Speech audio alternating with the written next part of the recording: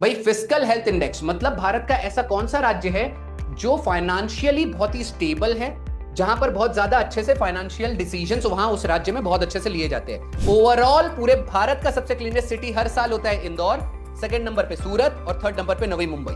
अच्छा, SDG index Bharat में कौन से राज्य ने टॉप मारा? केरला। और यूटी में किसने टॉप मारा? चंडीगढ़। पॉलिटी का करंट अफेयर हो सकता है, 106 अमेंडमेंट एक्ट पास किया, ये सब लोग लिख लो, ये सबसे लेटेस्ट। पूरे कॉन्स्टिट्यूशन में आज तक कितने अमेंडमेंट हुए हैं? 106 अमेंडमेंट हुए हैं। अमेंडमेंट का मतलब क्या होता है? संविधान में चेंजेस करना। अभी ओलंपिक्स कंडक्ट कराए जाते हैं, कोई भी इंसान ने ड्रग लिया है कि नहीं, ये कंडक्टिंग एजेंसी जाती है और उनका ब्लड सैंपल लेके सिर्फ टेस्ट करती है कि उन्होंने ड्रग लिया है या नहीं।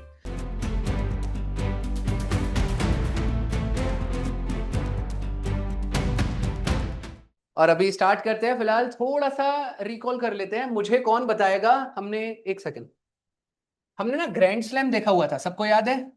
चलो जो लोग नए हैं, सिर्फ ये मैं बैकअप के लिए बैकग्राउंड बता दूंगा कि ग्रैंड स्लैम किससे एसोसिएटेड है। टेनिस, लॉन टेनिस आपने देखा होगा, ठीक है। 4 ग्रैंड स्लैम होते हैं, हमने देख चुका था। याद रखने का तरीका क्या था? अफवाह, AFWA। वैसे तो मैंने आखिरी में बोला था इसको यू ही लिखना ज्यादा बेटर होगा। ए से क्या हो जाएगा? Australian open. ये सब क्या है? टूर्नामेंट्स के नाम है। ये क्या हो जाएगा? French open. फिर क्या हो जाएगा? विंबलडन। और फिर क्या हो जाएगा? यूएस ओपन, या अमेरिकन ओपन कह सकते हो, लेकिन यूएस ओपन मेनली फेमस होता है। तो आप मुझे बताएगा कौन कि भाई ये 4 मैंने बताया था 2025 के ग्रैंड स्लैम्स। 2026 में तो एक ही हुआ है। अब आपकी जो भी एग्जाम्स आप देने वाले हो बेटा, 2025 लास्ट 1 ईयर का करंट अफेयर आता है। 8 to 10 months is very normal. पहले होता था कि जो लोग बैंकिंग की प्रिपरेशन करते थे वो मेनली 6 मंथ्स के पूछते थे, अब वहां पे भी 8 to 10 मंथ्स खींचा जाने लगा है। तो हो सकता है 2025 के ये ग्रैंड स्लैम के ऊपर, और मैंने बोला था स्पोर्ट्स का सबसे इंपॉर्टेंट कैटेगरी आपकी लॉन टेनिस होती है। कौन मुझे बताएगा ऑस्ट्रेलियन ओपन कौन जीता है मेल में? यहां पर 2 लोग होते हैं, मेल की कैटेगरी, फीमेल की कैटेगरी। मुझे सिर्फ मेल्स के नाम चाहिए। कौन था? जेनिक सीनर। अब मैंने बोला था बेटा अगर जेनिक सीनर याद हो गया है तो अल्टरनेटिव याद हो जाएगा। समझ में आया? जेनिक सीनर अगर ये जीता है तो अगला क्या जीतेगा? ये। क्लियर तक ऐसे ही था। और फ्रेंच ओपन कौन जीता था? कार्लोस। हमने बोला था फ्रेंच फ्राइज खाने जाएंगे कार से, याद आया? कार्लोस से हमने याद रखा था, और कार्लोस अगर ये जीता है तो अल्टरनेटिव में वो ये जीतेगा। क्लियर कट, 2 नाम याद रखना है और 4 के चारों आपके ग्रैंड स्लैम तैयार हो जाएंगे। हाँ, आपको फीमेल्स के लिए दिक्कत हो सकती थी, 4 के चारों ग्रैंड स्लैम अलग अलग फीमेल्स ने जीती थी। कौन मुझे बताएगा ऑस्ट्रेलियन ओपन कौन जीती थी? Madison Keys. चलो कौन बताएगा फ्रेंच ओपन कौन जीती थी? Coco Gauff. कौन बता रहा है बेटा ये? हाँ वेरी गुड, चलो ठीक है, कोको गॉफ। सारी चीजें छोड़ दीजिए, मैं सिर्फ एक चीज पूछूंगा। चैंपियंस ट्रॉफी 2025 का विनर कौन था? न्यूजीलैंड। इंडिया। चलो ठीक है। कौन मुझे बताएगा आरसीबी कल कौन, कल कल कल देखा सबने मैच? आरसीबी जीत गया। मैं तो पहले ही बोला था। बहुत सारे लोग वहां पर वेट कर रहे थे और सारे लोग यानी इतना इंतजार कर रहे थे, सर देख लेना विराट कोहली हार जाएगा, मैं बता रहा हूं। और बोले आप क्या नहीं बोले, आरसीबी वाले बहुत ज्यादा उछल रहे हैं, बोले 18 साल बाद जीते हैं। देखो बेटा, जितना लंबा इंतजार होता है उतनी ज्यादा खुशी और मजा आता है कि नहीं आता है ना बेटा? चलो जाने दो, ज्यादा टेंशन नहीं लेते हैं। आप बिल्कुल टेंशन मत लीजिए। अगला चलो आज का स्टार्ट कर देते हैं। आज फिलहाल हम क्या लेने वाले हैं? लास्ट 1 ईयर का, बहुत बड़ा नहीं है सेशन, बहुत छोटा सा सेशन होगा। इंडेक्स पूरा एक साथ ला लियो। अगर किसी भी एग्जाम में, मेनली बहुत बार हो जाता है आपकी, स्पेशली जो लोग बैंकिंग यहाँ तैयारी कर रहे हैं, वैसे ऐसी कोई और एग्जाम नहीं होगी, एसएससी वगैरह कोई भी, रेलवे की भी तैयारी कर रहे हो, इंडेक्स के ऊपर डायरेक्ट क्वेश्चन आता है। सबसे पहले मैंने क्या किया, 6 से 7 इंडेक्स लिए हैं जो इंडिया या नेशनल लेवल पे रिलीज किए गए, जो आपको पता होना चाहिए। जैसे ये 6-7 स्लाइड कंप्लीट होगी, आगे हम देखेंगे इंटरनेशनल लेवल पे जितने भी इंडेक्सेस है। इंडेक्स में होता क्या है, अब एग्जांपल के रूप में ले लेते हैं, ये माइनिंग का इंडेक्स है, तो भाई हर एक राज्य माइनिंग अपनी कर रहा होगा, कोयले की अलग खान होगी, आपने देखा होगा अलग अलग तरह की माइनिंग्स होती है, उसमें टॉप परफॉर्मर कौन है ये यहां पर डिसाइड किया गया है। वैसे मैंने पहली ही इंडेक्स, आपने देखा होगा स्टेट माइनिंग इंडेक्स यहां पर पिक किया हुआ है। रीजन बीइंग, ऐसा पहली बार हुआ है कि मिनिस्ट्री ऑफ माइंस ने इस तरीके का कोई इंडेक्स रिलीज किया है। तो आपके एग्जाम में किसी के भी नाम में फर्स्ट लग जाए ना, अपने आप में बहुत ज्यादा इंपॉर्टेंट न्यूज हो जाती है। तो आपको याद रखना है, माइनिंग इंडेक्स में इंडिया की तरफ से टॉप किसने मारा है? मध्य प्रदेश। बस इतना लिखते हुए चलेंगे, बाकी आगे बढ़ जाएंगे। 3 चीजें लिखनी है, पहले आपको नाम लिखना है, स्टेट माइनिंग इंडेक्स रिलीज किसने किया है? मिनिस्ट्री ऑफ माइनिंग ने। उसमें टॉप किसने मारा है? अब बेटा आपके सामने ही दिख रहा होगा, कैटेगरी ए, कैटेगरी बी और कैटेगरी सी। आपके एग्जाम में मैं लिख के दे रहा हूं, क्वेश्चन कैटेगरी ए से ही आएगा, ठीक है। फिर भी अगर बी कैटेगरी में पूछ ले कि मॉडरेट रिसोर्सेस में टॉप किसने मारा है, आंसर हो जाएगा गोवा, ठीक है। कैटेगरी ए और बी याद रखिए। अच्छा मुझे कौन बताएगा, सब लोगों ने बहुत अच्छे से पॉलिटी का सेशंस पहले अटेंड किए हुए हैं, ठीक है। कौन मुझे बताएगा इंडिया का पहला माइनिंग मिनिस्टर कौन था? माइन मिनिस्टर, इंडिया का फर्स्ट कैबिनेट। कोई दिक्कत नहीं है। हाँ, नहीं बेटा, गाडगिल थे, मिस्टर गाडगिल। वीएस गाडगिल और समथिंग उनका गाडगिल था। वैसे आप याद रख सकते हो बेटा, माइंस के ऊपर साउथ की बहुत फेमस मूवी थी ना, केजीएफ। बेटा गाड़ के रख देते थे वो, हर किसी को गाड़ देता था वो, तो आप ऐसे याद रखना मिस्टर गाडगिल, ठीक है।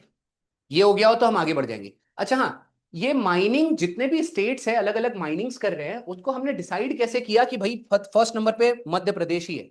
उसके 4 डिफरेंट पैरामीटर्स है जो आपके सामने दिया हुआ है। हालांकि मल्टी लाइनर में वो ये पूछ सकता है कि कितने पैरामीटर्स थे, 4 पैरामीटर्स थे। Auction performance, exploration efforts, operationalisation of mines और सस्टेनेबल माइनिंग प्रैक्टिसेस। ये 4 चीजें हैं जिसके हिसाब से हमने ये रेटिंग्स या रैंकिंग डिसाइड की है। इतना हो गया हो तो आगे बढ़ेंगे, ठीक है, डन। अच्छा ये वैसे पीडीएफ मैं शेयर करने वाला हूं, अगर कुछ मैं हमेशा शेयर करता हूं ना, है ना? हाँ, वेरी गुड। क्या बेटा? कैटेगरी सी में आपका ये जो जो स्मॉल स्टेट थे उसमें उत्तराखंड। तो आपको ये भी चीज याद रखना है। वैसे मैं अगेन बता रहा हूं आपको, कैटेगरी ए और बी ही याद रखना है, वहीं पे आपका क्वेश्चन बनेगा, डन। चलिए ठीक है, फिलहाल अगला देख लेते हैं। अच्छा ऐसा पहली बार हुआ है कि इंडिया के जो वाइल्ड एलिफेंट्स होते हैं उनकी काउंटिंग की गई है on the basis of DNA.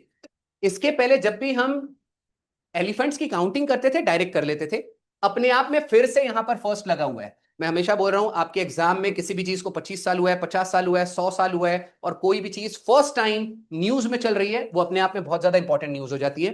तो आपके एग्जाम में क्वेश्चन पूछा जा सकता है कि रिसेंट डेटा के अनुसार बताइए भारत में अभी टोटल एलिफेंट का पॉपुलेशन कितना है। तो आपको ये चीजें याद रखनी है। अभी हमारा 2025 में डेटा रिलीज हुआ था जिसमें टोटल पॉपुलेशन अभी अपने एलिफेंट्स का कितना हो जाएगा, 22,446। मुद्दा क्या हो जाता है? मुद्दा आपको पता है, मैं हमेशा बोलता हूं डिजिट्स पे हमेशा बहुत ज्यादा फोकस मत करिए। क्वेश्चन कैसे पूछा जाएगा, भारत में एलिफेंट्स की सबसे ज्यादा पॉपुलेशन किस राज्य में है? तो आपको यह भी चीज याद रखनी है, कर्नाटक होगा, आसपास ही कहीं होगा। फिलहाल ये देखो, फर्स्ट नंबर सबसे ज्यादा पॉपुलेशन कहां हो जाएगी एलिफेंट्स की? कर्नाटक में 6,000 से ज्यादा, ठीक है, 6K प्लस पॉपुलेशन है। लेकिन अगर मान लेते हैं ऑप्शन में स्टेट्स ही ना डाले, डायरेक्ट कोई पर्टिकुलर रीजन डाल दे, तो भी आपको आंसर टिक करते आना चाहिए। सबसे ज्यादा एलिफेंट्स वेस्टर्न घाट्स में पाए जाते हैं। मैं बताना चाहूंगा वेस्टर्न घाट्स में टोटल 11,000 से ज्यादा एलिफेंट्स के पॉपुलेशन वहां पर है। अच्छा एक और चीज बताना चाहूंगा, वेस्टर्न घाट्स क्या है? It is a range, mountain range है जो कर्नाटक, महाराष्ट्र, गोवा और मल्टीपल स्टेट्स में बिछा हुआ है। 5-6 राज्यों में गुजरता है ये वेस्टर्न घाट्स। अब आपको एक आखिरी चीज एलिफेंट से रिलेटेड याद रखनी है। आपको पता है आपके एग्जाम में डेज के ऊपर क्वेश्चन आते हैं स्टैटिक जीके से। एलिफेंट डे कब मनाया जाता है? आपका आंसर हो जाएगा 12 अगस्त हर साल। फिलहाल ये इतनी चीजें आपको याद रखनी है। अच्छा आपको पता है डीएनए काउंटिंग के अलावा, डीएनए फिंगरप्रिंटिंग के अलावा, ये सेंसस जो कंडक्ट कराया गया था इसमें डंग सैंपलिंग्स भी ली गई थी। मतलब बेटा हत्ती का बोगदा, पता होगा ना आपको, पीछे से वो ड्रॉपिंग्स जो होती है जिसको गू बोलते हो आप लोग हिंदी में, है ना? तो वो वहां पर सेलेक्ट किया गया और उससे सैंपलिंग से हमने उनकी काउंटिंग डिसाइड की, डन। तो इतनी चीजें आपको भूलनी नहीं है, ठीक है। ये दिख रहा है आपको, ये होता है डंग। अच्छा डंग का सिनोनिम क्या होगा? डंग का कौन, किसकी इंग्लिश अच्छी है, कौन मुझे बताएगा? What is the synonym of dung? Shit. हाँ हाँ, वेरी गुड। उसके अलावा आप बोल सकते हो बेटा ड्रॉपिंग्स, ठीक है, ड्रॉपिंग्स। वैसे तो आपके सिनोनिम में ऐसी चीजें नहीं आती, हाँ। वैसे कौन मुझे बताएगा, मैंने बहुत बार पूछा होगा, माइजर, माइजर का सिनोनिम क्या होगा?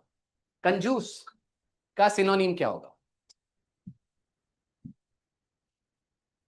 हाँ, सेल्फिश, कंजूस, सेल्फिश, इकोनॉमिकल। चलो ठीक है, मिलते जुलते आप वर्ड बता रहे हैं वैसे तो। चलो ठीक है, word of the day mister Scrooge. किसी ने एनिमेटेड मूवी देखी है? वर्ड ऑफ द डे, ठीक है। स्क्रूज का मतलब होता है बेटा कंजूस, ठीक है, या हंक्स भी बोल सकते हो। वेरी गुड बेटा, युक्ति। आप थोड़ा लेट हो गए, ड्रॉपिंग वैसे उन्होंने आंसर दिया था। ये हो चुका है, आगे बढ़ जाए। हाँ, एक चीज और, सबसे बड़ी चीज जो मैंने ये डेटा के बारे में छोड़ दिया था, आपको पता है 2017 के मुकाबले अगर पूछा जाए कि ये 8 सालों में कितने परसेंट वाइल्ड एलिफेंट का काउंटिंग कम हुआ है, 18% ड्रॉप हुआ है। Again it is a matter of concern, हमको ध्यान देना पड़ेगा, एलिफेंट के ऊपर से अलग से रूल्स एंड रेगुलेशंस रिलीज करने पड़ेंगे। बॉटम लाइन बता देता हूं, फर्स्ट टाइम एलिफेंट का जो सेंसस या काउंटिंग कंडक्ट की गई थी on the basis of DNA और डंग सैंपलिंग्स के द्वारा की गई। सबसे ज्यादा पॉपुलेशन कर्नाटक में, रीजन वाइज सबसे ज्यादा पॉपुलेशन कहां था हमारा, वेस्टर्न घाट्स में। अगर मल्टीलाइनर में क्वेश्चन आता है कि ये काउंटिंग कितने फेजेस में किया गया था, तो आपको ये भी याद रखना है 3 फेजेस में ये टोटल काउंटिंग कंडक्ट कराई गई थी। डन। जितने क्वेश्चन हो सकते थे मैंने सब तरीके से बेटा बता दिया है। फिलहाल बहुत ज्यादा चीजें याद नहीं रखनी है, इसमें एक ही चीज याद रखनी है, उत्तराखंड ने टॉप मारा है इन बिजनेस रिफॉर्म इंडेक्स में। बिजनेस रिफॉर्म इंडेक्स का सीधा मतलब होता है भारत में जितने भी राज्य है, सबसे ज्यादा बिजनेसमैन को ईज ऑफ डूइंग बिजनेस, सबसे ज्यादा आसानी बिजनेस करने में कौन से राज्य में हो रहा है, आंसर क्या हो जाएगा, उत्तराखंड। ठीक है, इसके भी अलग अलग पैरामीटर्स रखे गए थे, फिलहाल आपको ये वन लाइनर है, इतनी चीजें आप रख लीजिए। अच्छा, ये सारी चीजें जो मैं स्टार्टिंग में इंडेक्स कवर करा रहा हूं ना, ये बहुत रेयरली कोई कवर कराता है, ये नेशनल लेवल पे आउट ऑफ द बॉक्स वाले क्वेश्चन है। इसके बाद जो मैं इंटरनेशनल लेवल पे कराऊंगा, peace index, happiness index, corruption index, वो सब आप लोगों ने सुना होगा। अब आएगा फिस्कल हेल्थ इंडेक्स। सबसे पहले बैंकिंग वाले यहाँ एक बार हाथ खड़ा करके मेरे को बता दो, कौन कितने लोग बैंकिंग के लिए प्रिपरेशन कर रहे हैं। 1 2 3 4, बस 4 लोग, आप भी 5। ठीक है, 5 लोग। कौन मुझे बताएगा यहां पर व्हाट इज फिस्कल डेफिसिट, बहुत ही सिंपल चीज है।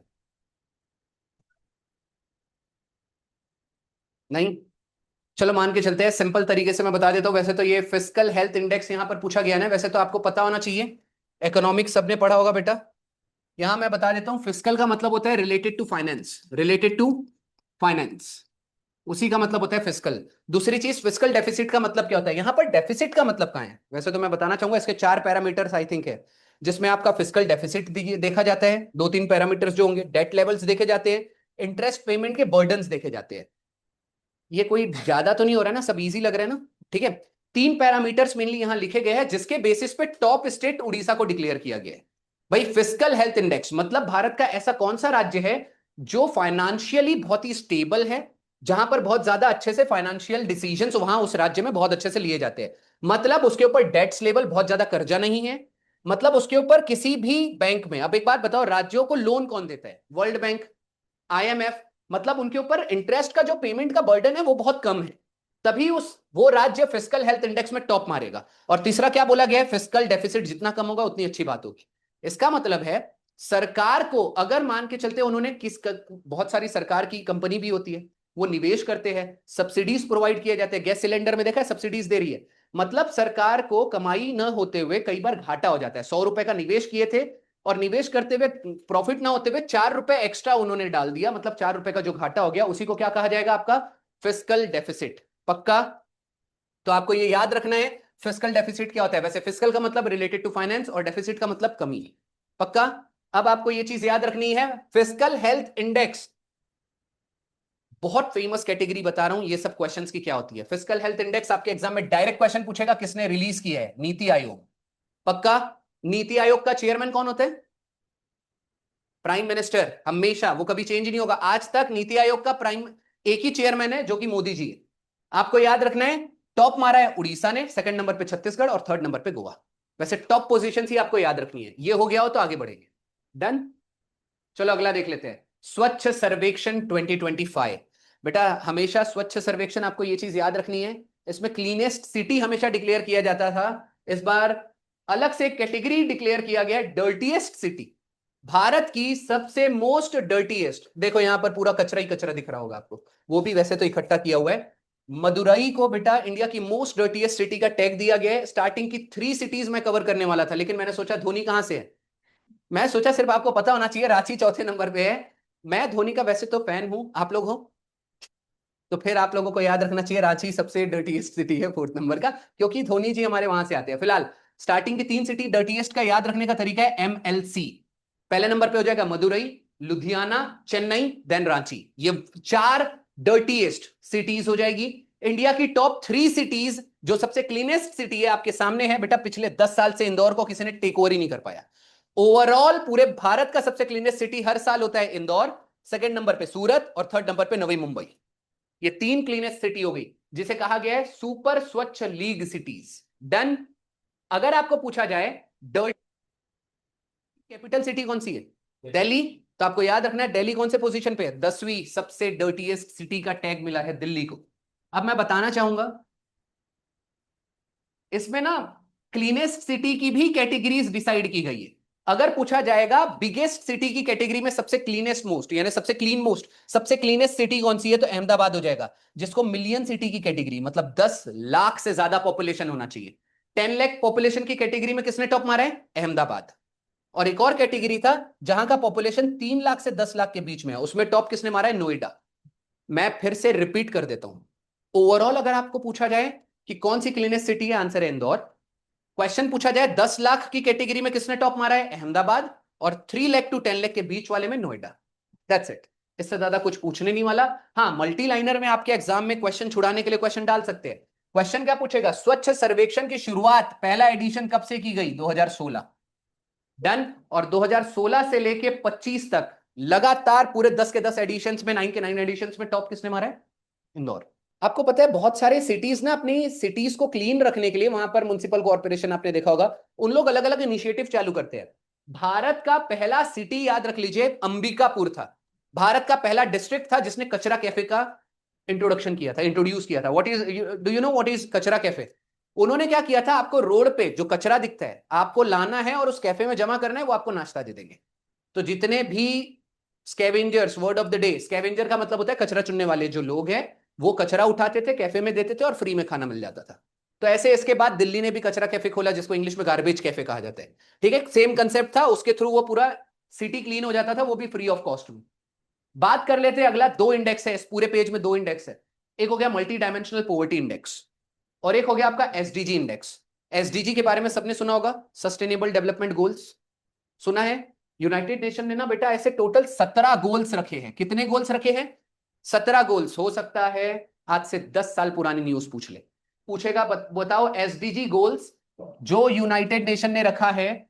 17 गोल्स है ऐसे टोटल। अब जैसे 17 गोल्स में क्या क्या है, एजुकेशन, बहुत अच्छे से लोगों को देना है, पॉवर्टी रिडक्शन, जीरो हंगर मतलब भूख के मारे किसी की डेथ नहीं होनी चाहिए, हंगर इंडेक्स भी रिलीज किया जाता है। ऐसे टोटल अलग अलग 17 गोल्स है। आपके एग्जाम में पता है सबसे फेमस क्वेश्चन क्या पूछ सकता है एसडीजी के बारे में, कि एसडीजी हम लोग अचीव कब तक करेंगे, आंसर हो जाएगा 2030 तक। ये चीज क्लियर हो गई। 2030 का हमारा लक्ष्य है कि ये 17 गोल्स हमने रखे हैं और उसको हमको अचीव करना है। फिलहाल वापस आ जाते हैं, multi dimensional poverty index 2025 release किया गया था। इसमें पता है हमने क्या किया, सबसे मेजर चीज बता रहा हूं।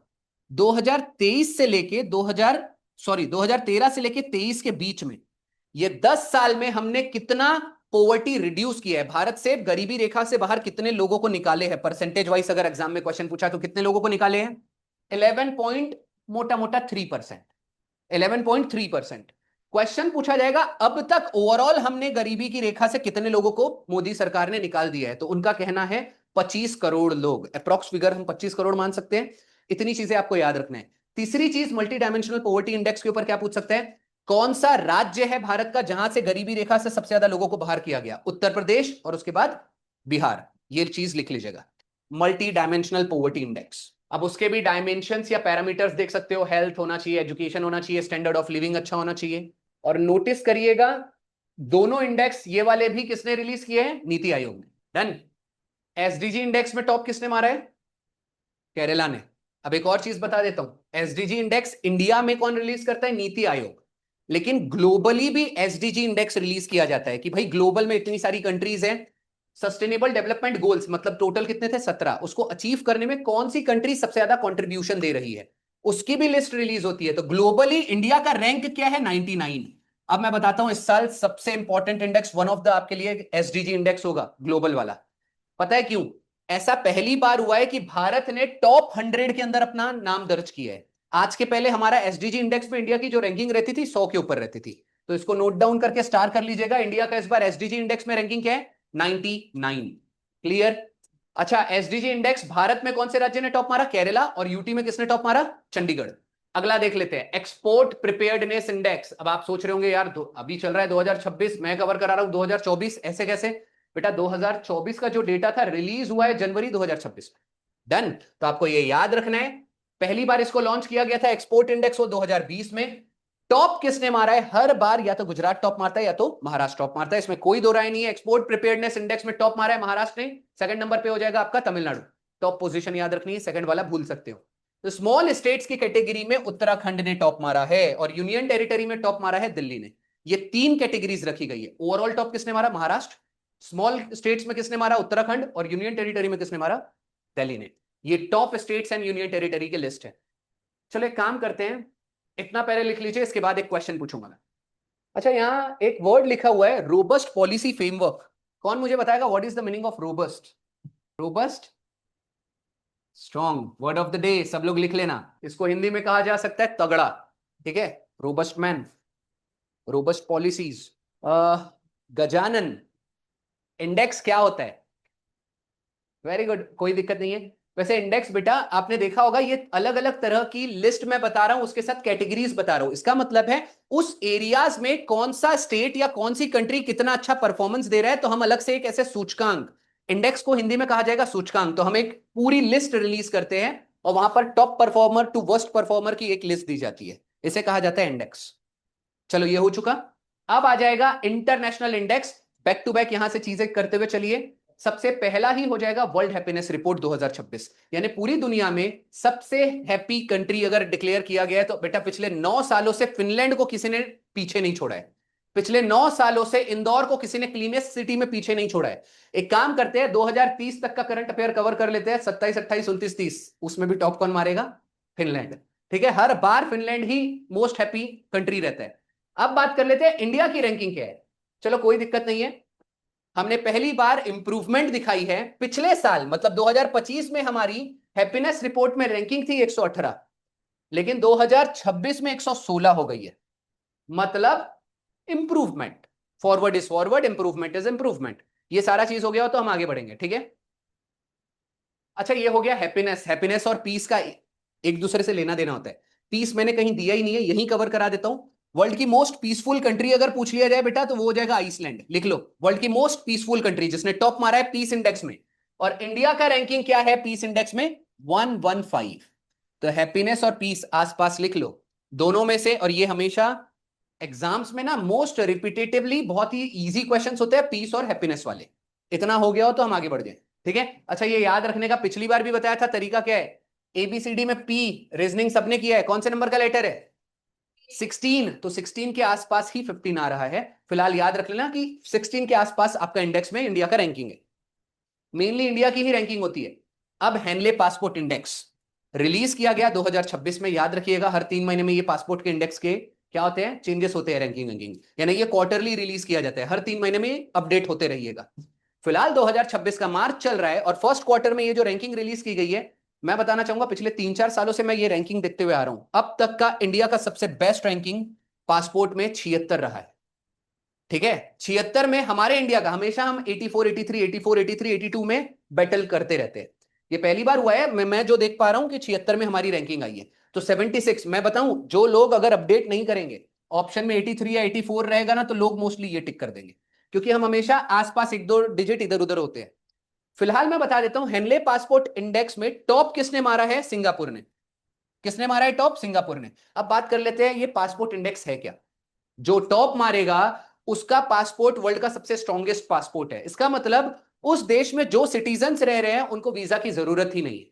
एग्जाम्पल के रूप में लिख लेते हैं, सिंगापुर में टोटल वीजा फ्री एंट्री कितने देशों में दी गई है? 192। पूरी दुनिया में 193 देश है। 193 देशों में 192 देशों में वीजा फ्री एंट्री मिल रही है अगर आप सिंगापुर में पैदा हो गए हो तो। लेकिन अगर आप भारत में पैदा हुए हो तो भी कोई दिक्कत की बात नहीं है। भाई ने बोला आप लोगों को एंट्री मिलेगी 56 देशों में। कितने देशों में बेटा?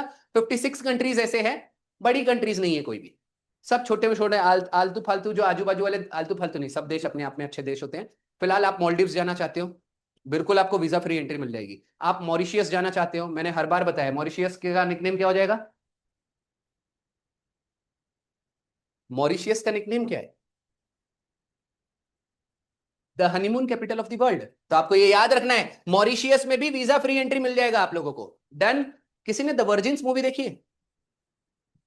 शॉर्ट शॉर्ट मूवीज नहीं देखते हो आप लोग? द वर्जिन्स मूवी देखिएगा, यूट्यूब पे अपलोडेड है।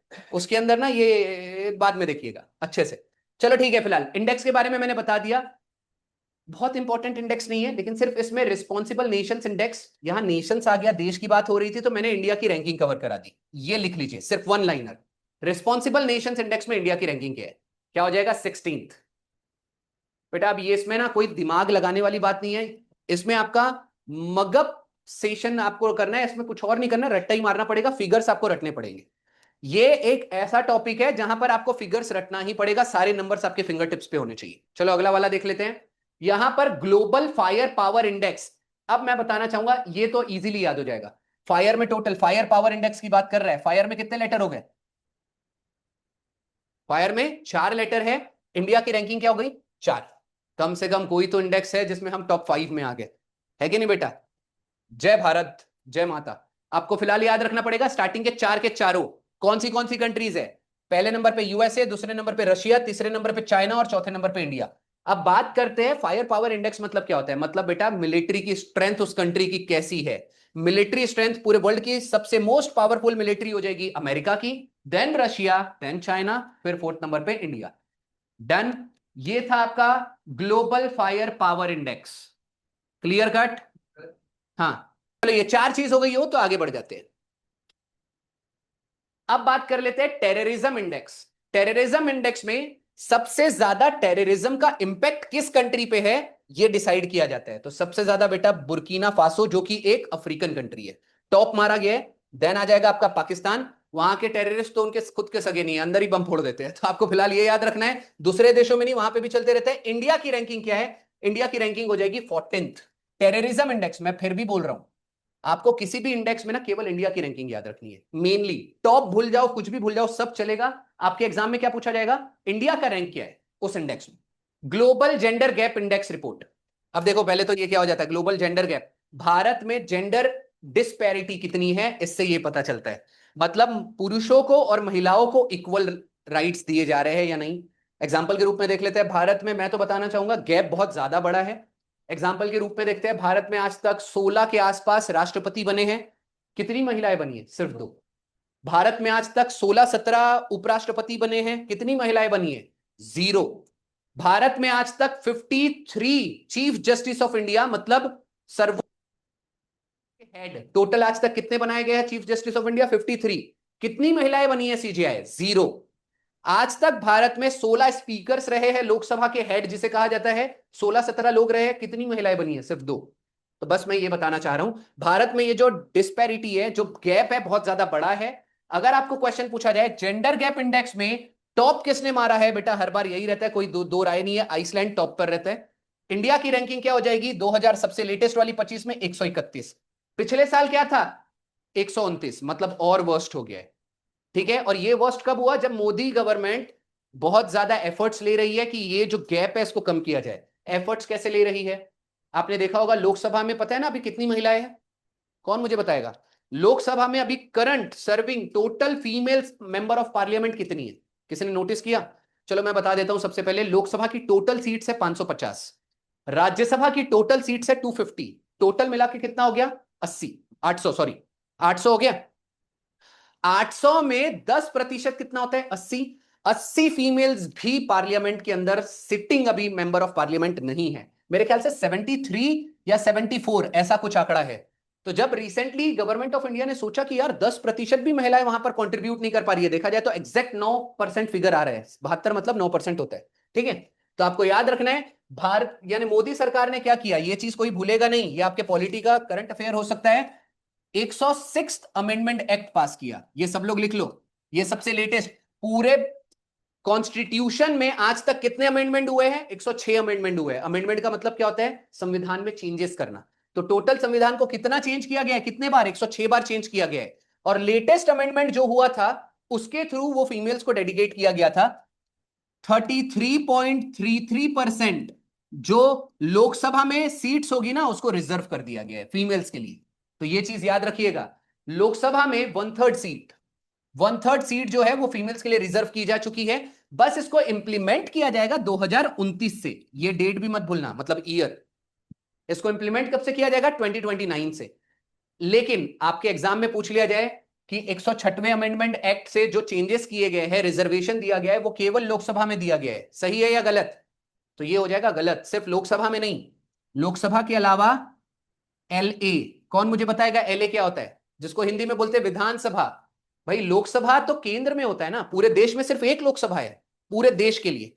और वही लोकसभा राज्य में क्या कहलाता है? विधानसभा। तो आपको याद रखना है, लोकसभा और विधानसभा दोनों जगह 1/3 सीट रिजर्व की गई है।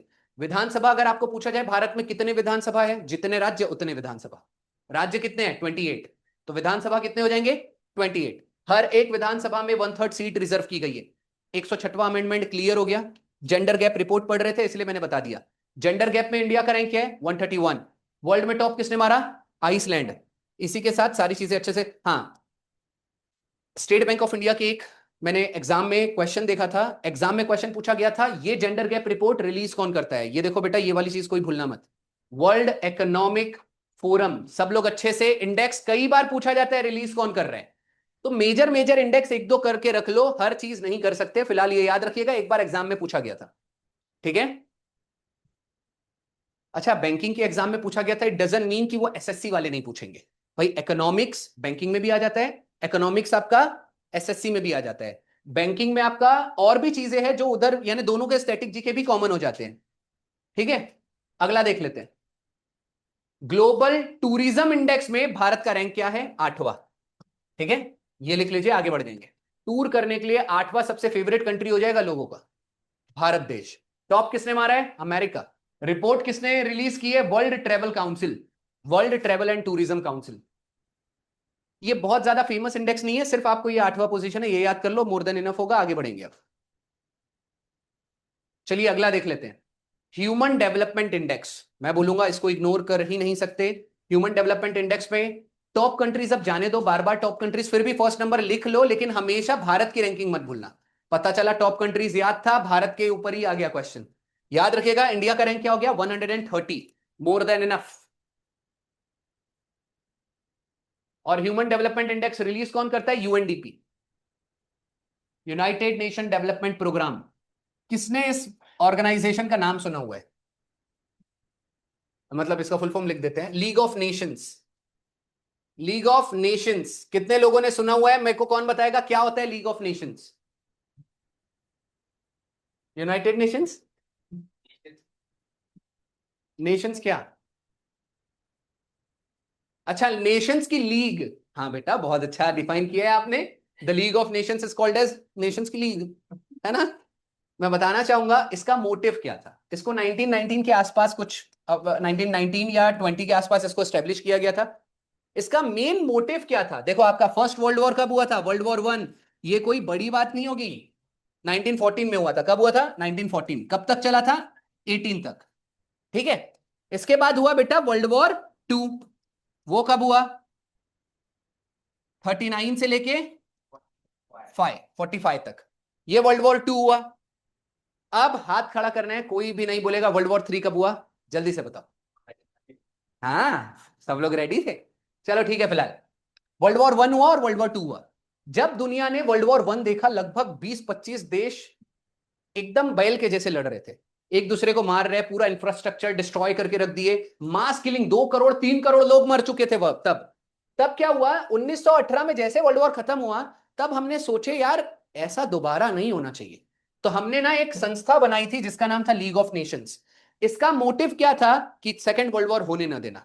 लेकिन उसके बाद क्या हुआ? लीग ऑफ नेशंस मान लो 1920 में बना, 19 साल भी अच्छे से नहीं हुआ, फट से क्या हो गया? वर्ल्ड वॉर टू हो गया। मतलब ये अपना मोटिव फुलफिल नहीं कर पाया, कंप्लीट ही नहीं कर पाया। इसका मेन ऑब्जेक्टिव क्या था? वर्ल्ड वॉर टू नहीं होने देना है, और वर्ल्ड वॉर टू हो गया। अब वर्ल्ड वॉर टू कब से कब तक चला? 39 से लेके 45 तक। फिर 45 में जैसे खत्म हुआ, तब हम पूरे दुनिया वाले एक जगह इकट्ठा हुए न्यूयॉर्क में, और वहां पर सब लोगों ने शपथ लिए, सब लोगों ने कसम खाए, ओथ लिए कि अब वर्ल्ड वॉर थ्री नहीं होने देना है। अब वर्ल्ड वॉर थ्री नहीं होने देना है, तो इसको बहिष्कार कर दिए, बोले ये अच्छे से काम नहीं किया, इसको लात मारो। और नया ऑर्गेनाइजेशन स्टेब्लिश हुआ जिसका नाम क्या था? United Nation organisation. अब इसका मोटिव क्या था? थर्ड वर्ल्ड वॉर ना होने देना। अब क्या चल रहा है? यार सोशल बॉयकॉट क्यों नहीं कर रहा है कोई? अगर मैं बोल रहा हूं उनके साथ पूरे trade relation, bilateral, trilateral, unilateral, सब कुछ हर तरीके से ईरान को धमकी दे देना चाहिए, तुम्हारे पास इंपोर्ट एक्सपोर्ट ही बंद हो जाएगा, हम कुछ करने ही नहीं देंगे, कोई भी देश उसको अनाज अनाज नहीं देगा, पूरे फूड स्केयर सिटी आ जाएगी, अपने आप मर जाएंगे वो लोग। कुल मिला के यूनाइटेड नेशन ऑर्गेनाइजेशन कुछ कुछ कर नहीं पा रहे। एक बात बताओ, वर्ल्ड वॉर 1 भी जिन लोगों को फिर से मैं हिस्ट्री में घुस जाऊंगा, वापस आते हैं। फिलहाल फिलहाल मेरा मोटिव यही था बताने का। अच्छा, लीग ऑफ नेशंस मैंने क्यों बताया? अच्छा, यहां पर यूनाइटेड नेशन आ गया था वर्ड, इसलिए हम लोग यहां तक आ गए। कौन मुझे बताएगा यूनाइटेड नेशन के ऊपर बहुत सिंपल साधा क्वेश्चन? हाँ, इस साल का क्वेश्चन ना किसी एग्जाम पे ये भी आ सकता है, क्योंकि वॉर सिचुएशन चल रही है। क्वेश्चंस इस बार वर्ल्ड वॉर 1 और वर्ल्ड वॉर 2 का सिर्फ ईयर पूछ लिया जाए ना तो बड़ी बात नहीं होगी, किसी भी एग्जाम में ये आ सकता है। एक और चीज बता देता हूं, वर्ल्ड वॉर के अलावा डायरेक्ट ये जो डायनेमिक वॉर चल रहे हैं, कौन कौन इन्वॉल्वमेंट है, किसका किसका इन्वॉल्वमेंट है? ईरान का, इसराइल का, यूएसए का। अब आपको पता है ये सारे लोगों को ज्योग्राफिकल एरियाज आपको पता रखना चाहिए। ज्योग्राफी के इस बार पता है क्वेश्चंस क्या आ सकते हैं? Israel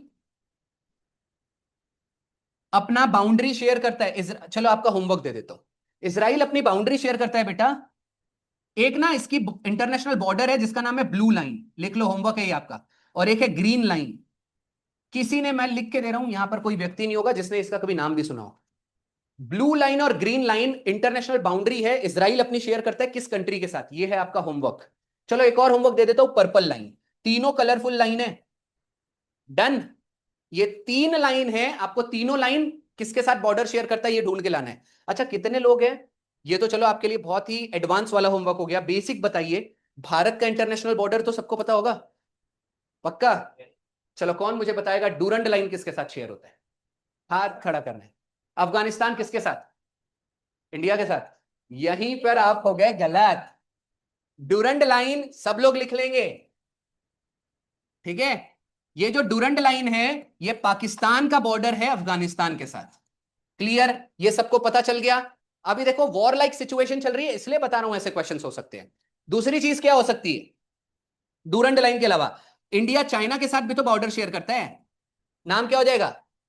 Mac Mohan. बेटा मैक की स्पेलिंग एम ए सी के या एम ए सी नहीं हो जाएगा, मैक मोहन हो जाएगा सीधा, ठीक है? मैक मोहन लाइन हो जाएगी। तीसरा चीज क्यों नहीं पूछ सकता कि अभी अमेरिका भी तो इन्वॉल्व है, अभी जो वॉर चल रहा है, इंटरनेशनल बॉर्डर अमेरिका और कनाडा का क्यों नहीं पूछ सकते? यूएसए और कनाडा के बीच में जो बॉर्डर लाइन है उसको बोलते हैं 49 पैरेलल लाइन। 49 पैरेलल लाइन, ये सब लोग लिख लेना। सिर्फ इतनी ही लाइन मैं कवर करा रहा हूं। एक आखिरी, भारत का देख लो, भारत और पाकिस्तान के बीच में कौन सी लाइन है? वाघा बॉर्डर। अरे सारा, ये याद रखिएगा, red Cliff line, red Cliff line, ठीक है? ये कुछ इंटरनेशनल बॉर्डर है जो आपको पता रखने चाहिए, ठीक है? अगला देख ले। अब आ जाते हैं एनर्जी ट्रांजिशन इंडेक्स। अब सोचेंगे ये कौन सा? Boost is the secret of our energy, सुना है किसी ने? जाने दीजिए। एनर्जी का यहां पर मतलब हो जाएगा बिजली। कुल मिला के टॉप किसने मारा है? स्वीडन ने। और इंडिया का रैंकिंग क्या हो जाएगा इसमें? 71। बेटा ये वन लाइनर था, इससे ज्यादा कुछ करने की जरूरत नहीं, आगे बढ़ेंगे, जल्दी कर लीजिए। Energy transition index. चलिए, ग्लोबल हंगर इंडेक्स में इंडिया की रैंकिंग क्या है? 102। बस इतना लिख लीजिए, आगे बढ़ेंगे। 102।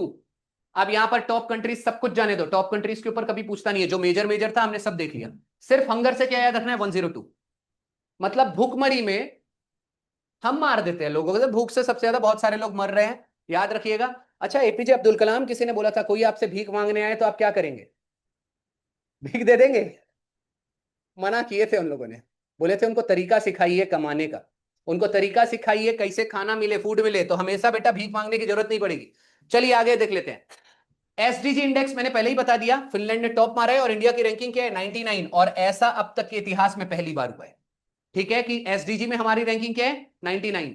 ये हमने पहले ही देख चुके हैं।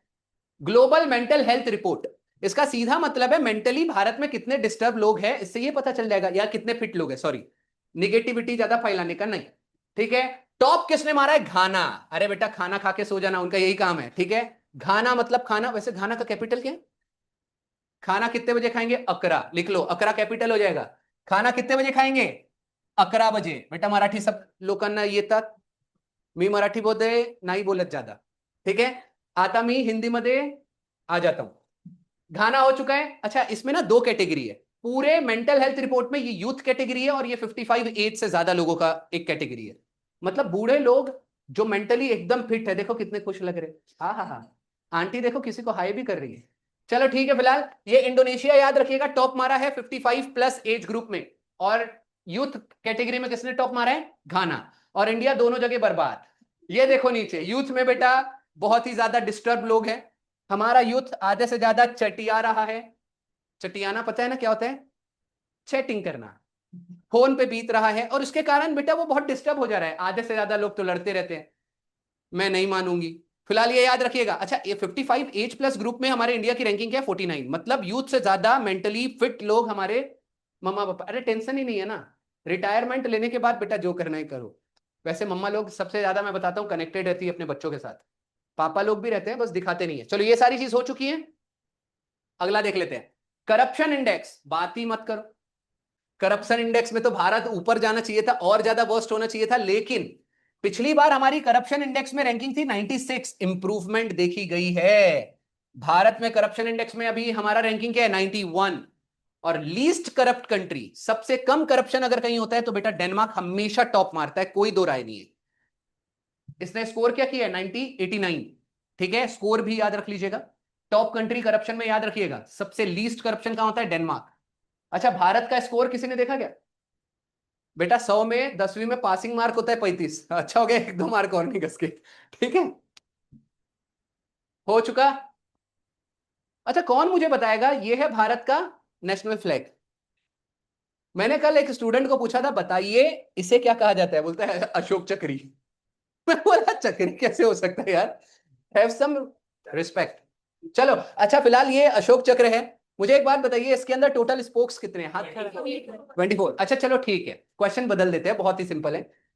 देखो सबको कितना मजा आ रहा है बेटा मजा। चलो फिलहाल ये 24 स्पोक्स जो है वो क्या रिप्रेजेंट करते हैं? आप इंटरव्यू में बैठे हैं, समझ लीजिए आपको पूछा जा रहा है। आपको डेंजर क्वेश्चन नहीं पूछेंगे, आप भारत के नागरिक हैं। हमारे ख्याल से आप भारत को प्रेम करते होंगे, बिल्कुल प्यार करते हो ना बेटा। भारत हमारा देश है, सभी भारतीय हमारे भाई बहन हैं, एक्सेप्ट वन। ये याद रखिएगा। फिलहाल अभी बात कर लेते हैं ये चक्र जो था। अच्छा, मुझे कौन बताएगा ये तीनों कलर्स क्या रिप्रेजेंट करते हैं? हाँ हाँ, peace, fertility, fertility again, justice, fertility and justice में भी हो, बट फर्टिलिटी, ग्रीन कलर क्या होता है बेटा? फार्मिंग, यानी फर्टिलिटी को वो दर्शाता है। चलो ठीक है, फिलहाल ये सारा चीज हो गया हो, आगे बढ़ जाते हैं। वन लाइनर इंडेक्स, इसमें ज्यादा दिमाग लगाने का नहीं। ठीक है, दिमाग इसलिए नहीं लगाने का, वर्ल्ड की सबसे सेफेस्ट सिटी पूछा, आबू धाबी 2017 से है, आज तक चेंज नहीं हुआ। अब सोच के देखिए, जो सबसे सेफेस्ट सिटी है वहां मिसाइल दागी जा रही है, दनादन बिल्डिंगें फुट रही है। मेरे को लग रहा है अभी देखा जाएगा, ये तो किस्मत की बात थी। फिलहाल आगे बढ़ जाते हैं। अगर क्वेश्चन पूछा जाए मेट्रो की जितने भी नेटवर्क्स है उसका इंडिया में टोटल वर्ल्ड में कौन से नंबर पे रैंक लगता है? थर्ड लार्जेस्ट मेट्रो का आपका नेटवर्क है इंडिया के पास। मोस्ट अफोर्डेबल स्टूडेंट की सिटी इन द वर्ल्ड, पूरे वर्ल्ड में सबसे ज्यादा अफोर्डेबल सिटी पूछी गई है दिल्ली। हमारे तो जितने लोग जाते हैं, पता नहीं ये थ्योरी में आ गया कैसे आ गया। आपको लगता है दिल्ली अफोर्डेबल है? चलो ठीक है, फिलहाल इंडेक्स के अनुसार वो थ्योरी में तो वही कहा गया है। अच्छा, ये वाडा का फुल फॉर्म कौन बताएगा मुझे? वर्ल्ड एंटी डोपिंग एजेंसी, सुना है? अरे नाम नहीं सुना? डोप शोप मारे करो, ऐसा कोई गाना भी था ना बेटा। चलो ठीक है, फिलहाल मैं वाडा के बारे में बता देता हूं, इसका काम क्या है। बहुत सारे एथलीट्स होते हैं बेटा, अपना परफॉर्मेंस एनहांस करने के लिए वो बटन वटन खा के गांजा गुंजा फिक के सीधा उठा लेते हैं। देखा होगा, ड्रग वो सीधा इंजेक्ट करते हैं, उससे के कारण क्या होता है, उनको ज्यादा पावर मिलती है। वाडा का काम क्या है? अभी ओलंपिक्स कंडक्ट कराए जाते हैं, कोई भी इंसान ने ड्रग लिया है कि नहीं, ये कंडक्टिंग एजेंसी जाती है और उनका ब्लड सैंपल लेके सिर्फ टेस्ट करती है कि उन्होंने ड्रग लिया है या नहीं। अब इन्होंने अपनी अलग से एक डोपिंग वायलेशन की लिस्ट निकाली। इसमें टॉप 3 साल से इंडिया मार रहा है, मतलब साल नशेड़ी पूरे के पूरे। वहां जाके इंजेक्शन इंजेक्शन लेके कोशिश करते हैं, फंस जाते हैं फिर। तो आपको फिलहाल याद रखना है, डोपिंग वायलेशन इंडेक्स में थर्ड टाइम इंडिया ने टॉप मार दिया है बेटा। ये अच्छी बात नहीं है, टॉप यहां नहीं मारना चाहिए, टॉप मारना चाहिए करप्शन इंडेक्स में, वहां हम 100 के पार चले जाते हैं हमेशा। फिलहाल इस बार 91 रैंकिंग था। डन, अगला वाला देख ले। ये सारी चीज खत्म हो गई, वन लाइनर था, इसमें कोई दिमाग लगाने की बात नहीं थी। पेज 2 देख लेते हैं वन लाइनर इंडेक्स का। अच्छा, ग्लोबल, यहां पर याद रखिएगा, हो सकता है कि कुछ लोगों के लिए ये वाली चीजें टफ लगे। देखो ग्लोबल रेयर की बात, रेयर का मतलब क्या होता है? बहुत ही कम पाया जाने वाला। ग्लोबल रेयर अर्थ रिजर्व, मतलब कुछ ऐसे एलिमेंट्स जो बहुत कम कंट्रीज में पाए जाते हैं, उसमें इंडिया का रैंक क्या है, थर्ड नंबर पे है। और टॉप रेयर अर्थ में एलिमेंट में टॉप किसने मारा है, चाइना। अच्छा, रेयर अर्थ एलिमेंट का मतलब आपने कभी यूरोपियन का नाम सुना है? यूरोपियम, नाम है स्कैंडियम, सीरियम, मतलब ऐसे अलग अलग एलिमेंट्स है जो पाए जाते हैं रेयर अर्थ, अर्थ मेटल्स या एलिमेंट्स इसे कहा जाता है। इंडिया का रैंक क्या हो जाएगा, थर्ड। टॉप किसने मारा है, टॉप मैं बता रहा हूं 3032 तक का न्यूज अभी से कवर करा देता हूं, अगले 100 सालों की न्यूज अभी से। अभी क्या चल रहा है 2026, मैं कवर करा रहा हूं 3036 तक का, 26 तक का। टॉप हमेशा बेटा चाइना ही मारने वाला है। चाइना के पास 90%, 90% ऑफ द वो जितने भी रिजर्व्स होते हैं वो चाइना के पास अकेले के पास हो जाएगा। अब बात कर लेते हैं भारत में वुमन फ्रेंडली सिटीज की, वुमन फ्रेंडली सिटीज की, ठीक है। इंडिया में वुमन फ्रेंडली सिटी का मतलब क्या होता है, वुमेन्स आपने देखा होगा, भारत में वैसे तो इक्वालिटी की तो बात है ही नहीं। बॉयज को बहुत आसानी से सिटी के बाहर पढ़ने के लिए भेज देते हैं, लेकिन फीमेल्स को नहीं भेजा जाता। बॉयज को बहुत आसानी से हॉस्टल्स में रहने के लिए भेज देते हैं, लेकिन फीमेल्स को नहीं भेजा जाता। आपने देखा होगा बॉयज आराम से सड़क पे खड़े होकर बीड़ी बूड़ी फूक देते हैं, लेकिन ऐसे फीमेल्स जनरली नहीं फूकी जाती, सॉरी। मैं बस ये बताना चाह रहा हूं उनके लिए ना बहुत सारा आसान किया गया है। बेंगलोर में दिस बहुत कॉमन हो जाता है।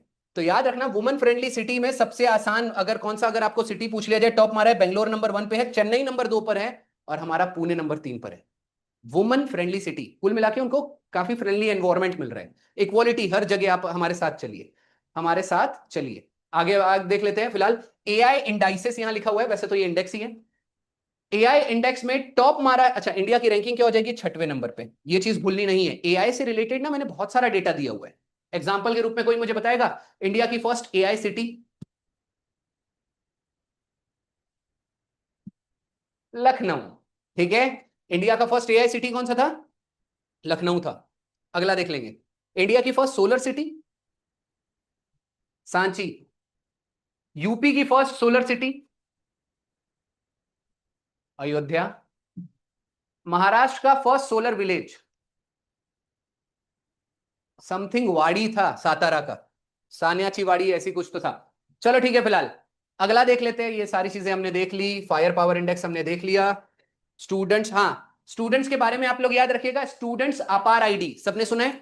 अपार आईडी बनाया जा रहा था, उसमें टॉप किसने मार दिया है, छत्तीसगढ़ ने। हो सकता है बहुत सारे एग्जाम्स में अपार का फुल फॉर्म पूछ लिया जाए, तो अपार का फुल फॉर्म आपके बाजू में दिया हुआ है, automated permanent academic account registration. ये था अपार का फुल फॉर्म, और इसमें टॉप किसने मारा है, छत्तीसगढ़ ने। इतनी चीजें आपको याद रखनी है। और एक आखिरी चीज बची हुई है, इंडिया 2025 में वर्ल्ड का फोर्थ लार्जेस्ट इकोनॉमी बन गया। क्वेश्चन आपके एग्जाम में सीधा पूछेगा कि उसने किसको पछाड़ा, मतलब किसको पीछे किया, आंसर क्या हो जाएगा, जापान, ठीक है। टॉप 5 इकोनॉमीज में इंडिया एंटर कर चुका है। जितने तरीके से क्वेश्चन हो सकते थे आपने सब देख लिया बेटा। बस एक आधा इंडेक्स इधर उधर हो तो मैं तो बोलूंगा।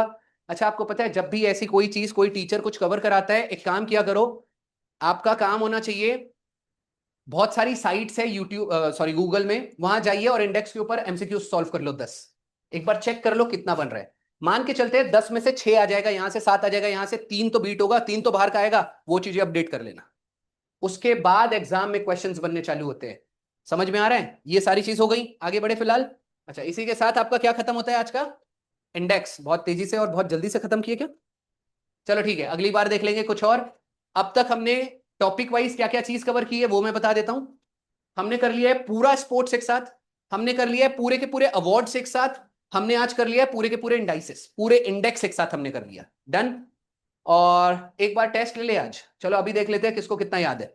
चलिए, पहला आपके लिए क्वेश्चंस, अब लेफ्ट और राइट रो, ठीक है। पहला इस वाले रो कॉलम से क्वेश्चन पूछा जाएगा, फिर ये वाले आपको फट से आंसर देना है, हाथ खड़ा करना है और वो फट से आंसर देगा। इससे ये पता चलेगा कितने लोगों का कितना, लाइक मामूरी कितनी अच्छी है कि नहीं। पहला क्वेश्चन है लेफ्ट साइड के लिए, इंडिया का पीस इंडेक्स में रैंकिंग क्या है, चलो बताइए। 115, चलो। राइट साइड, अब आपकी बारी है, आपको बताना है पीस इंडेक्स में टॉप किसने मारा। हाँ, आइसलैंड, वेरी गुड। आपको बताना है कि हैप्पीनेस रिपोर्ट में इंडिया की रैंकिंग क्या थी, 116, ठीक है। आपके लिए है कि इंडिया का फायर पावर इंडेक्स में रैंकिंग क्या है, 4, कोर। चलो ठीक है बेटा, कोई बात नहीं। नेक्स्ट क्वेश्चन आ रहा है, बहुत ही सिंपल सिंपल क्वेश्चन हो रहा है, सोच के देखिए। आपका नेक्स्ट क्वेश्चन है, आपको बताना है बहुत दिल थाम के बैठी है। ह्यूमन डेवलपमेंट इंडेक्स में इंडिया की रैंकिंग क्या है?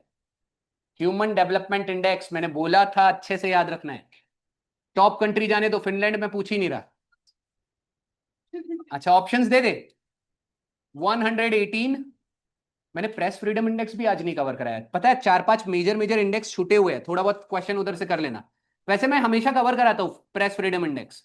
आपको बताना है 118, 130, 142 और आपका आ जाएगा 91। 91 आप पूरी तरीके से गलत है। 131 तो ऑप्शन में ही नहीं है। 130 ठीक है बेटा, अच्छे से याद रखिए। अब आपकी बारी आ रही है। आपको बताना है कि इतने सारे इंडेक्स हमने देखे, हैप्पीनेस देख लिया, हाँ नेशंस पहले इसमें ही कुछ था। अच्छा ठीक है, एनर्जी ट्रांजिशन इंडेक्स में इंडिया की रैंकिंग है। Energy transition index 71। चलो ठीक है, वेरी गुड। बाकी लोग बोल रहे हैं माइक को क्यों नहीं आ रहा है। चलो अगला वाला। बाकी लोग बेटा थोड़ा सा जल्दी से ब्रशअप किया करो, और जो लोग नए हैं मैं पहले ही बता देता हूं, अगर किसी को बहुत ज्यादा लग रहा होगा 3 से 4 सेशंस आदत हो जाएगी, और इतना करना ही पड़ेगा। ऐसा कोई इंसान नहीं है जो इतना नहीं करता होगा। जो लोग लग रहे हैं, जिनका सिलेक्शन हो रहा है, वो ये सब कर रहे हैं। हाँ अगर नहीं सेलेक्ट होना है तो do whatever you want to do. But आपको अगेन मैं बहुत ज्यादा इजी है, सारी चीजें पता है, मेरी आदत है ये रिपीट कराने की, हर सेशंस में क्वेश्चंस लगातार पूछूंगा, सारी चीजें बहुत अच्छे से याद हो जाएगी। आप लोगों का नेक्स्ट अभी क्वेश्चन आ रहा है। रेडी सब लोग? स्टेडी। आपको बताना है, मेरे को पहले सोचने तो दो। हाँ टूरिज्म इंडेक्स आज ही हमने देखा, 8th इंडिया की रैंकिंग थी। आपको बताना है कि, और कोई जल्दी, हाँ मेरे पास तो है ना, मैं अपने मन से क्यों पूछ रहा हूँ, मैं देख के पूछ लेता हूँ। चलो ठीक है, कुछ और याद आ रहा है? आखिरी का क्वेश्चन एक और आपको बताना है कि, हाँ बहुत सारे हैं ना अभी तो। एसडीजी, एसडीजी में इंडिया की रैंकिंग क्या है? 99। आपको बताना है एसडीजी में कौन से यूनियन टेरिटरी ने टॉप मारा है? छत्तीसगढ़, चंडीगढ़। चलो ठीक है, आपको बताना है कि एसडीजी के टोटल हमारा जो टारगेट था वो कब तक अचीव करना है? 2030। टोटल एसडीजी गोल्स कितने थे? एसडीजी का फुल फॉर्म क्या है? डेवलपमेंट गोल्स किसने सेट किए हैं? United Nations. आपको बताना है कि एसडीजी गोल्स जो होते हैं उसको रिपोर्ट रिलीज कौन करता है ग्लोबली? चलो कोई दिक्कत नहीं है। यूनाइटेड नेशन डेवलपमेंट प्रोग्राम कौन मुझे बताएगा कि नीति आयोग कब स्टेब्लिश हुआ था? 2015। चलो ठीक है, कौन मुझे बताएगा what is the difference between state and union territory? हाथ खड़ा करना है। क्या डिफरेंस है कि हमने, वाह वाह वाह, है ना यार, मेरे को गजब लग रहे हो। हाँ हो क्यों नहीं सकता, सही बात है। चंडीगढ़ पंजाब का भी है, हरियाणा का भी है। बट ओके, मेजर डिफरेंशिएटर्स क्या हो सकते हैं? हाँ एक आंसर आ रहा है। सेंट्रल गवर्नमेंट गवर्न करता है, स्टेट गवर्नमेंट अपनी खुद की करेगी। चलो ठीक है, ये पहला डिफरेंशिएटर था। चलो इन्होंने पहला डिफरेंस क्या बताया है कि स्टेट जो होता है उसका मालिक कौन होता है? State government. उस पे केंद्र का कोई लेना देना नहीं है। जबकि यूनियन टेरिटरी डायरेक्ट गवर्न कर सकता है कौन? केंद्र। मतलब प्रेसिडेंट उसको डायरेक्ट रूल कर सकता है, वहां जो रूल्स एंड रेगुलेशंस खुद के अपने इंप्लीमेंट कर सकता है। वैसे तो स्टेट में भी कर सकता है बट एक्सेप्शनल केसेस में। चलो दूसरा डिफरेंस कौन बताएगा between UT and states? Very good. फिर दिल्ली में हमारा सीएम कैसे है? फिर पौंडीचेरी में हमारा सीएम कैसे है? तो वैसे अगर आपको टीचर कोई कंफ्यूज करे तो आपको बोलना चाहिए sir those are exceptions. 8 union territory में सिर्फ 2 ऐसे यूनियन टेरिटरी है जहां सीएम है, बाकी सब जगह सीएम नहीं होते। तो ये एक अच्छा डिफरेंशिएटर था। यूनियन टेरिटरी में कभी सीएम नहीं होते, वहां के सीएम में बस, वहां सीएम होता है बस वो पद का नाम एडमिनिस्ट्रेटर होता है। लिख लो सब लोग, यूनियन टेरिटरी में जो हेड होता है पॉलिटिकल उसे कहा जाएगा एडमिनिस्ट्रेटर, और जो स्टेट का पॉलिटिकल हेड होगा, रियल हेड, वो हो जाएगा सीएम। पक्का? स्टेट का हेड लिख लो सीएम, यूटी का हेड लिख लो एडमिनिस्ट्रेटर। बस एक्सेप्शन में क्या आ जाएगा यूटी में? दिल्ली और पौंडीचेरी। अच्छा पौंडीचेरी का नया नाम क्या है? पुदुचेरी। पता होना चाहिए नाम में ही। अच्छा पौंडीचेरी आजाद कब हुआ? 1965। कोई बात नहीं, हम बताना चाहेंगे, नाम में ही चेरी आ रहा है। चेरी मतलब कौन सा नंबर? 4 ना। अब मुझे बताओ 47 के बाद 4 कहां आएगा? 54 लिख लीजिएगा। पौंडीचेरी कब आजाद हुआ था? 54 में। ये सब स्टैटिक जीके है बेटा। जो लोग स्पेशली अभी जो मैं चीज बता रहा हूं ना, SSC, railways, CHSL, CGL, CPO, CDPO, stenographer, हर X Y Z, MTS, GD जूडी, हर एग्जाम में ये ऐसे क्वेश्चन आते हैं। ठीक है। अब उसके अलावा जो बैंकिंग वाले हैं, अब तक हमने जो इंडेक्स कवर किया, आपको वो चीज करनी ही है, कोई चीज छोड़नी नहीं है। अभी फिलहाल मैंने पूछा था पौंडीचेरी कब आजाद हुआ। डन। और अगर क्वेश्चन एक एग्जाम में, पता है रेलवेज 2016-15 का क्वेश्चन है, उसमें क्वेश्चन पूछा गया था, बताइए पौंडीचेरी पे कौन सी यूरोपियन पावर अपना हक जमाया हुआ था, मतलब वहां पर कब्जा किया हुआ था। आंसर था फ्रेंच। लिख लीजिएगा। याद रखने का तरीका एक और है, पौंडीचेरी में चेरी आ रहा है, चेरी भी खाने की चीज है और फ्रेंच फ्राइज भी खाने की चीज है। फिलहाल आगे बढ़ जाते हैं। भारत की ऐसी कौन सी टेरिटरी है जो लास्ट टाइम हमने उनको लिबरेट किया, आजादी दिलाई? लद्दाख को बेटा आजादी पहले से मिला हुआ था, बस यूटी डिक्लेयर किया 2019 में। वो तो हमेशा जम्मू कश्मीर के अंदर ही था। तो देखा जाए तो आजाद हो चुका था।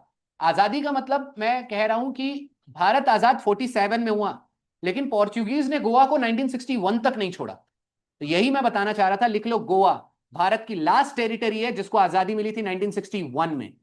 और पता है गोवा को जो आजादी दिलाई गई थी उसके लिए ऑपरेशन परफॉर्म किया गया था, ऑपरेशन विजय।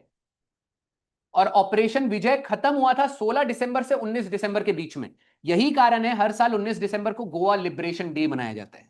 गोवा लिबरेशन डे कब मनाया जाता है? 19 ऑफ दिसंबर। बेटा ये बेसिक चीज है। वैसे तो ये सारी चीजें स्टैटिक जीके का पार्ट हो जाता है, सारी चीजें वहां कवर कर लेंगे कभी किसी दिन। एक काम करेंगे, नेक्स्ट वाला आपको पता है क्या कराता हूं? नेक्स्ट संडे हम लोग मिलिट्री एक्सरसाइज और ऑपरेशंस जितना न्यूज में चल रहा है वो कवर कर लेते हैं। उसके बाद मैं आपको पूरे साल भर में 2 चीज और कवर करा दूंगा। अगर आप लोग चाहते हो इकोनॉमी कवर करना है, इकोनॉमी की जो भी न्यूज रही है, फॉर एग्जांपल लास्ट ईयर ही कोई एग्जाम में क्वेश्चन, अब मैंने यहां कराया था, एक एग्जाम में क्वेश्चन आके गया था। एग्जाम का मेरे को बहुत सारे, मैं आपको मैंने पहले भी बता रहा हूं, मुझे कई बार एग्जाम्स के नाम याद नहीं आते। कोई भी एग्जाम रिसेंट में कंडक्ट की है, मैं उसकी 200-250 की पीडीएफ खरीद लेता हूँ।